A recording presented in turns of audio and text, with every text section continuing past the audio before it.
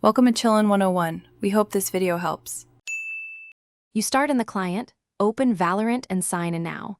Once loaded, press ESC and go straight to Settings, then General. You want the game active so changes apply. Keep a practice range or live match ready. Make sure your mouse sensitivity and crosshair are noted. This prevents surprises when you switch hands. Now, locate the Player Preferences section so you can toggle handedness. This is the first concrete change that flips your in-game weapon hold instantly. You'll find a Player Preferences or Controls subsection.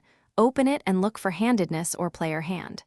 Click to toggle between left and right, apply the change and close the menu. Once done, inspect your weapon model and HUD. Things shift visually, so make sure crosshair, ability prompts, and kill feed remain clear. If you use custom HUD scaling, adjust it now so nothing overlaps. This step is the core switch. Take a moment to verify visuals before moving on.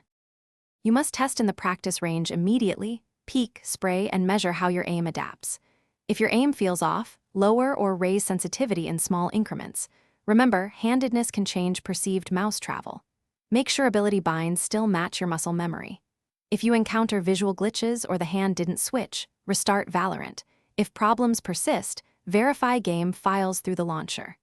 That single troubleshooting step resolves most issues quickly, letting you play with confidence. Thanks for watching. Consider subscribing if we helped you.